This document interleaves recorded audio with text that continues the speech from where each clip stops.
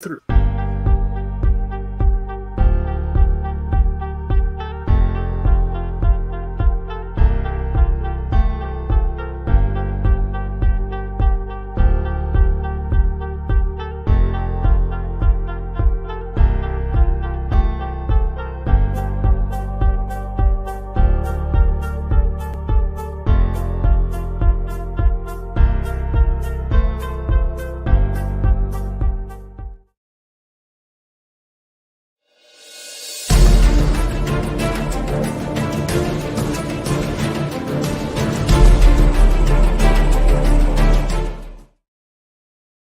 What's going on, everybody? How are you all doing? It's your host, Joshua Voigt, and today we're going to jump on to a great topic matter. At least I think it's a good topic matter: the benefits of the socialistic system.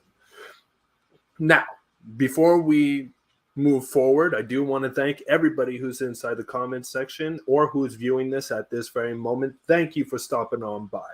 The other thing that I really want to do is thank our Patreon supporters, TART and Linear, for helping us do what we love to do, which is give you a great show. So without further ado, let's commence. So what is the benefits of a socialistic system, at least to me? The very first thing that I think is that it's for the benefit of the people, right? The socialistic system is for the benefit of the generalized people and predominantly the workers, right? So from there, what it does is that it actually wishes to bring forth a fair state of affairs to the generalized people. So it doesn't take away from individuals making capital, but what it does is that it puts that capital right back into the workers. And I think that's a really good aspect that the socialistic system has. However, the main part that I'm going to be talking about today is the way how the socialistic system propels ever forward in progress. Right. So a lot of time, and now this is going to get a little bit controversial right now, but it's okay. That's what I'm here for. So when we look at the socialistic systems that have been put in place at this very moment, predominantly what we focus on, or what I want to focus on, is China. Right. China in and of itself really did, from 1949 till 1974, during the time of Mao Zedong, it was one of the poorest nations in the world. And then from 1975 all the way up until this present day, China has the world's largest economy. What happened to China? What was the big thing that changed everything for China to bring it the second world's strongest economy? And it all started with Deng Xiaoping. So let's jump into it. So Deng Xiaoping had an idea. He looked at what Mao did and realized that Mao, as paramount leader, had to be respected. But he also realized that Mao Zedong made mistakes, right? And through those mistakes, he did not wish to garner or look at the mistakes that Mao Zedong made, though the upper echelon of the Communist Party understood what those mistakes were. They didn't want to leak those mistakes to the general public because obviously, just like with the Khrushchev affair, or let's just say the Khrushchev thaw, for instance, what ended up happening was that people looked at the socialist system in a negative light because of Stalin and his crimes. So Deng Xiaoping understood that, okay, Mao Zedong did a lot of crimes during his time, but what we needed to definitely do is predominantly focus on the benefits of the socialistic system. What was the thing that really brought China together? And the very first thing was the state in and of itself. So what do we mean by the state?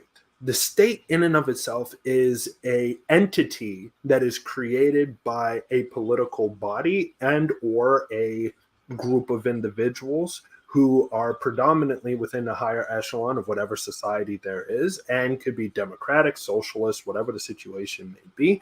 And they are the ones that map out what their territory is in order to create a nation.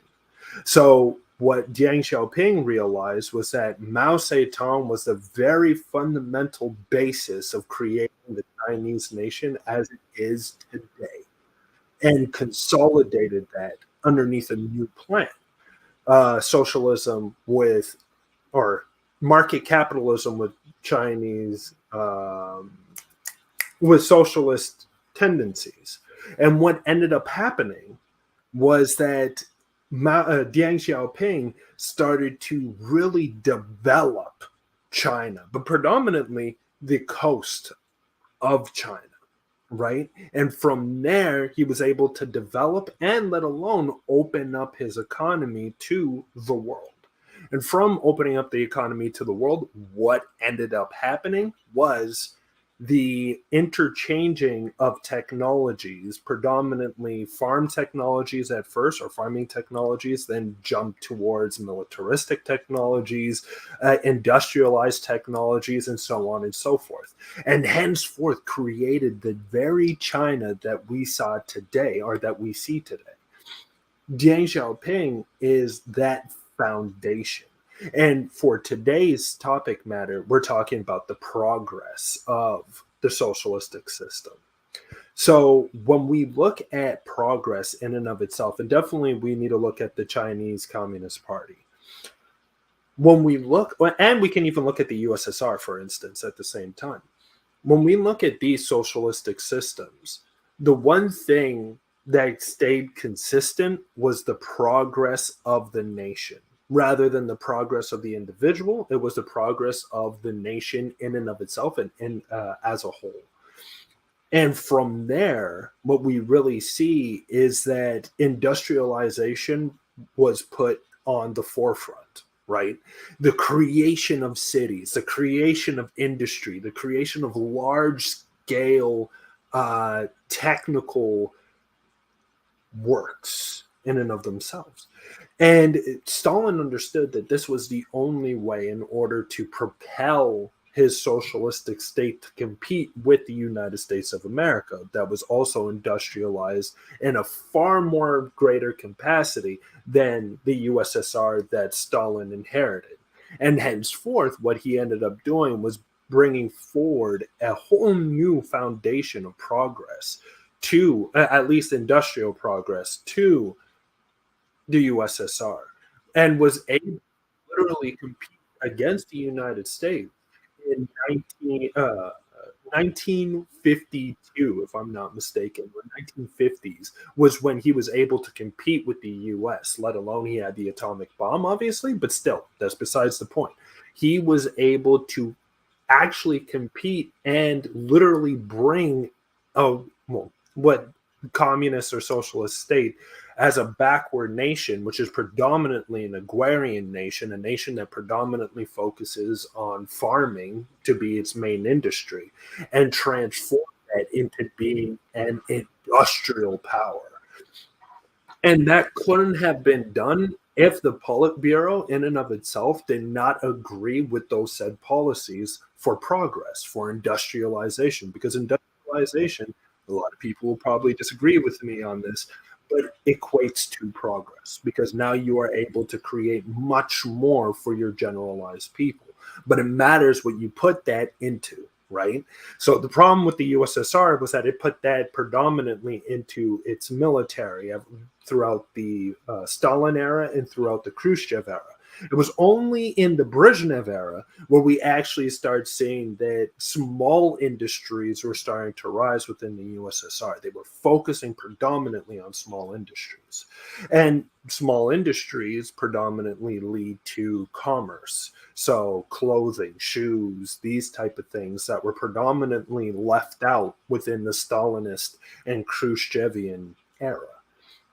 So the whole entire point of this discussion is to show how this socialist system, and definitely of the USSR and of the Chinese Communist Party, has led to that progress, has led to individuals who were once extremely poor being relatively more stable, in a sense.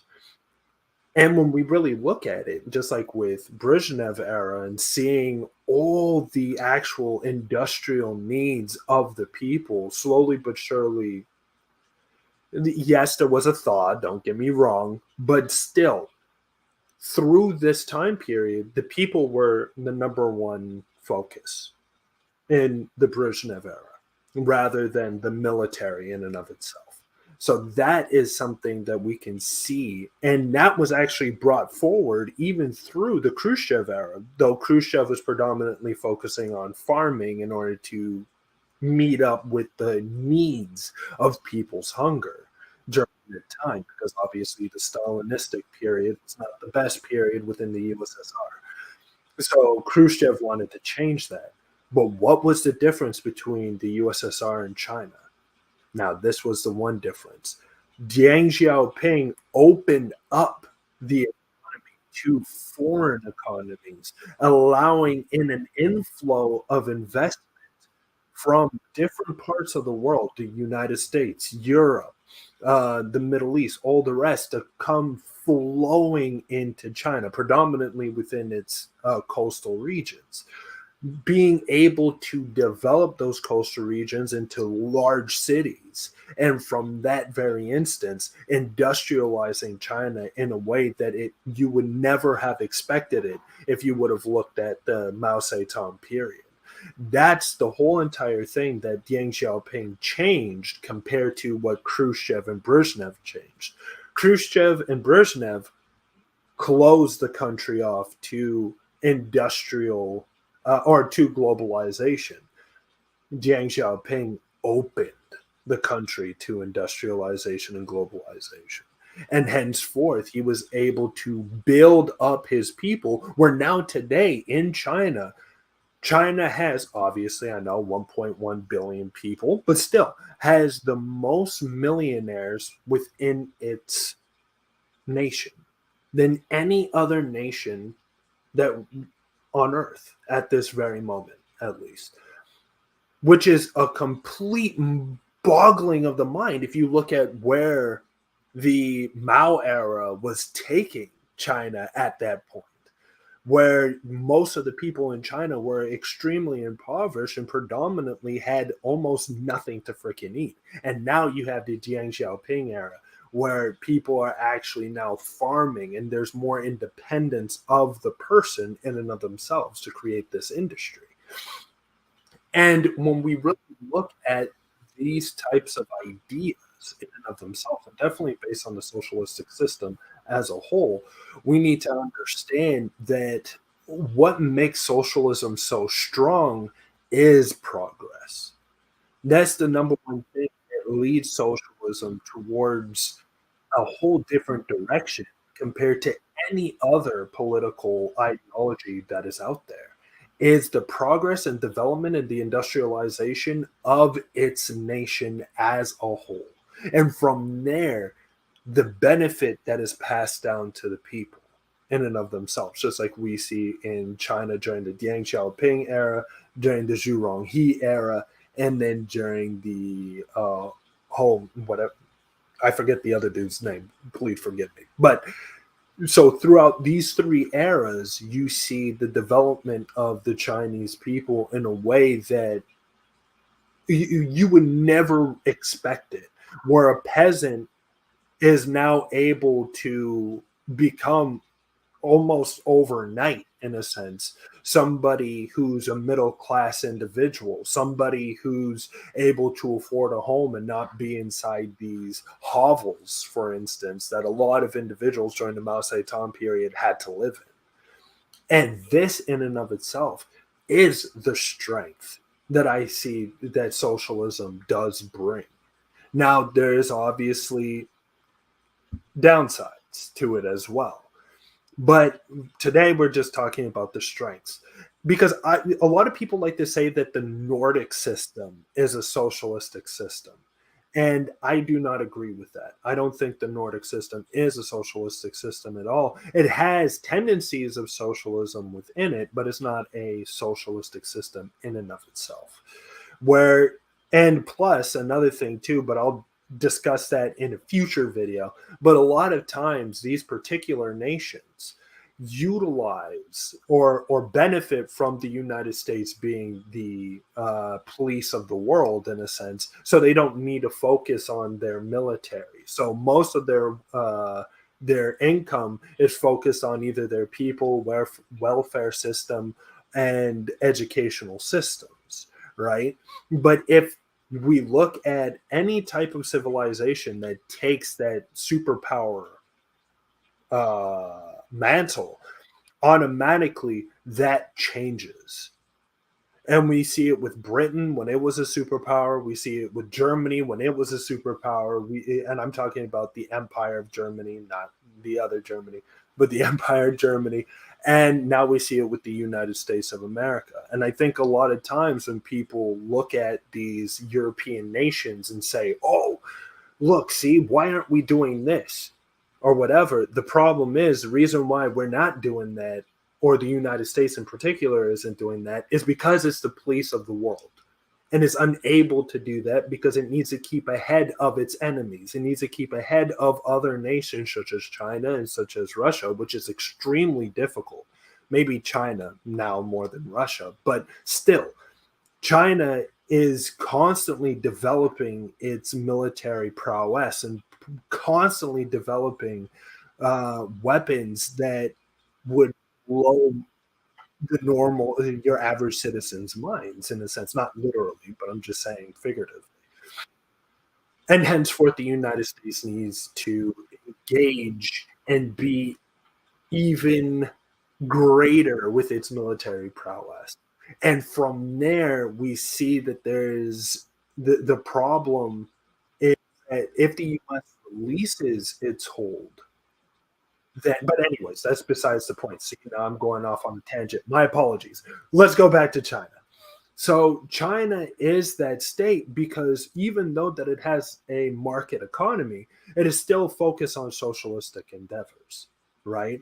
And what is the socialistic endeavor is to have people constantly at work and stuff like that. Even though, don't get me wrong, yes, there is unemployment within China, but a lot of times these are sort of taken in by the SOEs, which are predominantly state businesses that take these individuals in and put them to work, and henceforth they are able to make an income, though it's not as much as an income, let's just say, as like your normal average uh, company, but it's still that the individual is still working, still making an income, and henceforth doesn't necessarily. Now, if we go into inland China, there may be problems to this, but at least within the coastal cities, it is much. You can see that individuals are working definitely within these SOEs. Now, this video isn't just based on saying China is amazing type of thing, because as I stated beforehand, there are downsides to this. But what this video is trying to state is that there are areas within even different ideological pools that can actually benefit a nation in and of itself, and how we can look at these other nations and we can take certain aspects of them and really put them into our own society, and then benefit our people with these type of systems that are in place at that moment, right, without necessarily needing to unravel the entire system in and of itself. And that's why I'm focusing predominantly on China right now, because within literally 30 to 40 years, China has become a world power, or at least a strong regional power with an economic prowess of a superpower, which is mind blowing within 30 to 40 years, where the United States had to literally develop itself from, I would say, from the 1901, let's just say, all the way to 1945 to no, not even 1960. Actually, we need to even go back to the Civil War all the way until 1950 before the US really had a foothold on the world economy in and of itself, right? And being the superpower that it is. But China completely turned the entire the game on its head and literally developed itself in 40 years or 30 to 40 years of its existence after the Deng Xiaoping period. The Mao Zedong period. That is pretty freaking impressive. And socialist governments such as China has done that. Now, what is the reason why China, and let alone the USSR when it was still around, how was it able to do this? Well, the Politburo in and of itself agreed with the General Secretariat, right? Based on we need to develop our nation in order to compete with other nations. And how do we do that? We need to keep the same mantra, right? It doesn't matter who the hell comes into power, the party keeps the same mantra. Progress, progress, progress, develop, industrialize, progress, develop, industrialize. The problem with a lot of Western nations, sadly to say, is that Western nations in and of themselves have a tendency to go two steps forward and one step back because they progress towards a certain extent, and then all of a sudden we elect individuals that completely undo all the progress that we put forward in the first place. And henceforth, we don't have consistency. Even allies to the United States or to any other nation out there do not know what the next premier is going to do not know what the next president is going to do, which might completely change the dynamic of how we interact with our allies. Where if we look at China, for instance, and everything like that, and even the USSR at the time, those who were friend of the USSR and those who were friend of China were consistent friends of China and were consistent friends of the USSR. There was no ifs, ands, or buts. If you were a friend, you were a friend, and that's it. There was nobody who was going to come in to disrupt that. Now, that's the problem that I see with at least the West at the moment, is that we are inconsistent with the ways that we deal with our allies, and we are inconsistent with the ways that we deal with our own internal struggles. Where with China and with the USSR, at least, they were consistent the full way through. This is how we do it. This is our plan. We create another 5-year plan. Okay, this worked. We create another 5-year plan. Each 5-year plan created something that propelled it ever forward and ever further forward than any type of other plan that has been created by any type of nation in and of itself. And I think that is the strength of the socialistic system, or at least the socialist system of the USSR and of the Chinese Communist Party. That they are able to develop, no matter who is in power. You can have Deng Xiaoping, Zhu Ronghi, Xi Jinping, whoever the hell comes after Xi Jinping. It don't matter. The plan is always the same.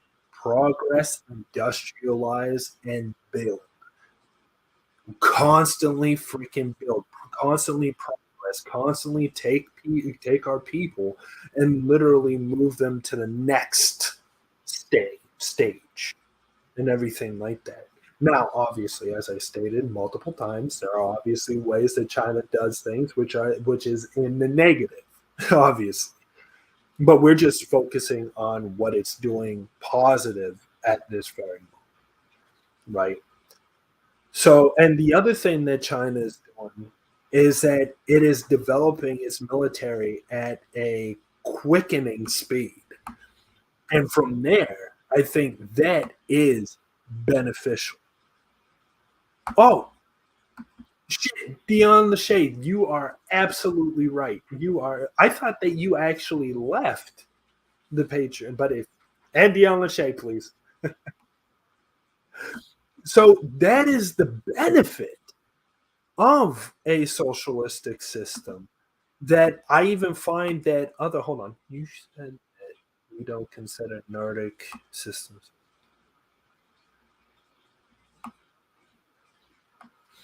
That's actually a very good question.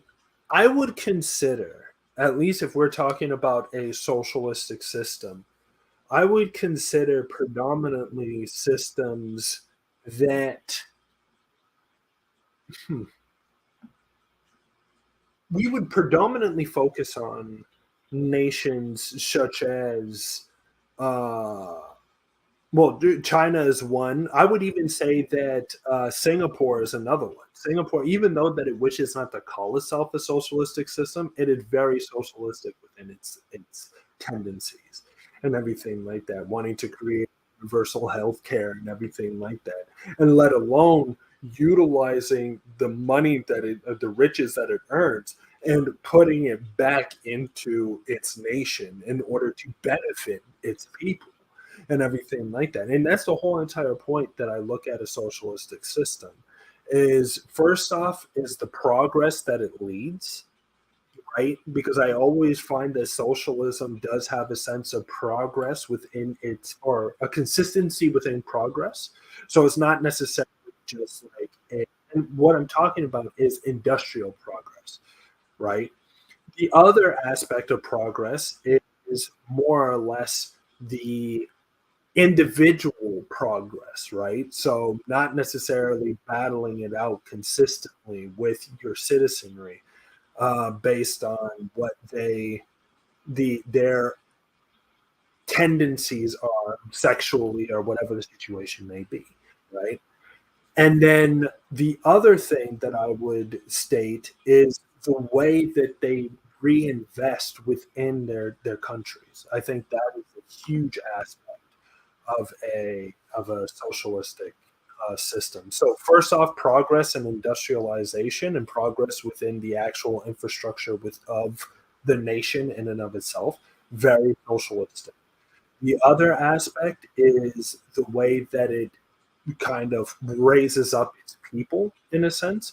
That is another aspect of socialism, in my opinion. And then that's the other thing that I forgot about. The other thing is that allowing there to be rich individuals, but also those rich individuals of what I'll call command S type of capitalist economy, plus also having them reinvest within the system in and of itself. That is also a socialistic system as well. And these are the type of things that I look for in uh, in a socialistic society in and of itself, and also the development of its citizens. But besides that, yeah, that's what I look at, and I find that China, towards a certain extent, harkens to that. I find that Singapore harkens to that, and I also find that the USSR, towards a certain extent, harken to that as well. But the reason why I don't think that the Nordic system is that it how could I say it? It utilizes the capitalistic system in and of itself.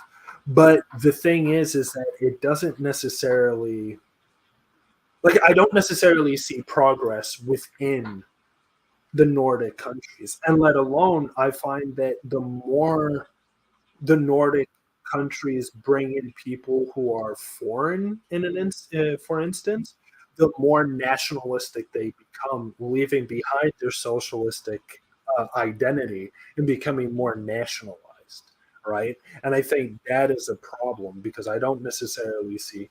I see. So it does check the progress criteria for you. Absolutely, it does. It does. So that's literally the way that I look at, and that's what I see the benefit of the socialistic system is like. And from that very point, what we can see is that it also drives the imagination of its citizens, right? Where now China is sending up its first man mission to the moon at some point in time. Or it already has one of the cases. It's now investing in its space programs. It's now investing in uh, in its industries and everything like that, that really indicates the differentiation between the back and forth that we see within westernized nations and the consistency of progress within at least the socialistic nations, such as I keep saying, China, Singapore, and even towards a certain extent, the USSR in and of itself. And that's why, for me, I look at those being more fundamentally socialist than, let's just say, the Nordic system or the Nordic way of doing things. Because with more people influxing within the Nordic countries, as I stated, the more nationalistic they become. But within the USSR, they actually had individuals from other nations, from Africa, from the Middle East, from all of these nations coming into the USSR in order to be educated, looked at as just normal, ordinary citizens. And that is what socialism is about. Socialism isn't about the differentiation between peoples, it's about the assimilation of peoples. And that's where I find that the USSR really tapped into that, and with its constant influx of individuals from Africa, constant influx of individuals from China, from uh, the, everywhere, the United States, from South America, from oh, I already said China, from Africa, from the Middle East. It's it blows my mind how the USSR was able to do that. And at the same exact time, we see that China is trying to also follow suit with that as well. And let alone its one belt, one road, one belt, two road initiative is really focusing on even industrializing other nations that are beside it in order to raise them up as well. And that's something that I find is absolutely socialistic also, is that it's not just you, it's also the individuals who are around you. You're going to help rise up as well, the other nations and stuff like that. So that's just the way that I see the huge benefit of socialism. So we'll go through it one more time because the show is about to end. So thank you everybody for stopping on by. And if you do have any questions, I'm going to leave time for a question period. So if you're like, how could you say that China's doing this and that and all the rest of that stuff? Hit me up. Throw all the questions at me. Just keep throwing shit. And I'll do my best in order to answer that. And if there's no answer for it, or if it's absolutely wrong, I will say that it's absolutely wrong and China needs to change its way, how it's doing its shit.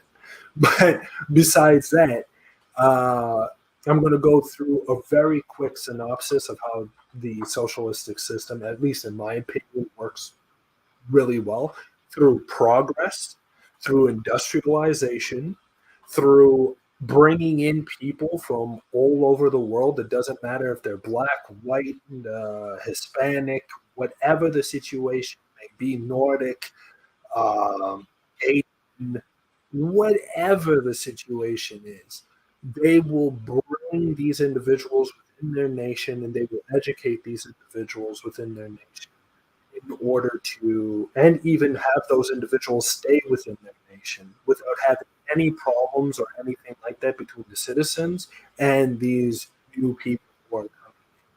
That's something that I find that the socialistic system is amazing at doing. The other thing is that it's very good at literally opening up people's minds to a greater sense of progress and also kind of like to future endeavors in a sense. As I stated with China at the moment and even the USSR, its space program was insane. And even China's space program is absolutely insane now. First manned mission is about to happen or already did happen. They're sending more. Rovers are already on the moon in and of itself. I think they're sending a rover relatively soon to Mars and everything. And this is within a 30 to 40 year period. of progress from being literally the most poorest nation on or almost the poorest nation on earth during the time of Mao Zedong to being the world's second economic power in the world within 40 years, 30 to 40 years. That is insane. That is insane. And I think that can only be found within the socialistic system in and of itself. There's no other system that can create plans like the socialistic system does and actually go through with them, finish them, and for those plans to actually benefit the citizens in and of themselves and everything like that. And I think that all these aspects the are a gift that the socialistic system has given to us and everything like that. And for us in the West, when we look at this and we see the amount of progress that these nations have led, definitely within its industrialization and its industrial complex, and let alone of its architecture and infrastructure, we must really start looking at, okay, how can the West create plans that are like the 5-year plans, but at the same exact time have a consistency with the way that we do things here in the West, in order to, no matter what the hell the situation is, no matter who the fuck is elected into governance, that plan still goes out until it's done.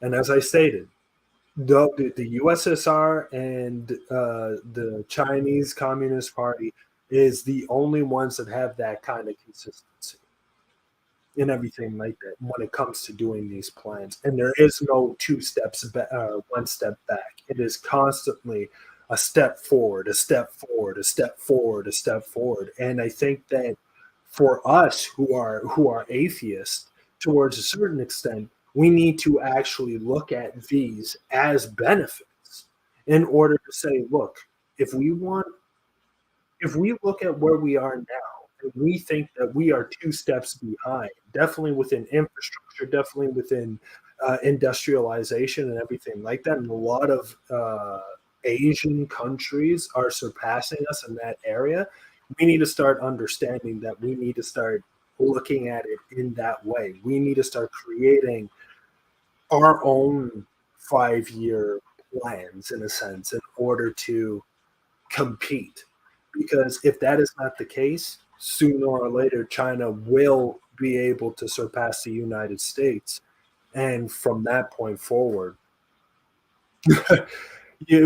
those who have that economic power and militaristic power have hold on the world stage.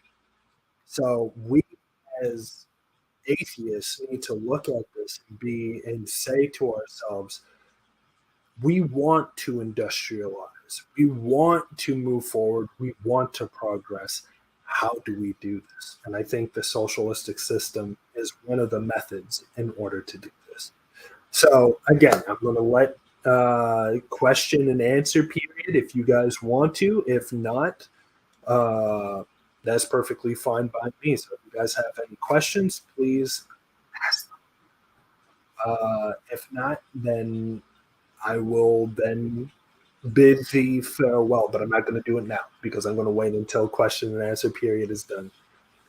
Maybe I misheard you earlier, but you hold on. Let me put this up. Maybe I misheard you earlier, but you were saying that you considered command capitalism socialist. I do. I do, because the thing is that command capitalism allows there to be individuals who create business and benefit from those businesses. The only thing that is different is that the state dictates where those businesses or what those businesses create, right? So these businesses have a sense of independence, but just like if we look at Park Chung-hee's era in South Korea, what we will see is that the businesses aren't left to their own devices in order to literally sit on the money that they make. Now, don't get me wrong. I'm not saying, like, obviously there's a lot of undertone to this, right? Like, it's not just sitting on the money. There's a lot of things, and there's loopholes and everything like that within the system that business or large business owners know how to manipulate.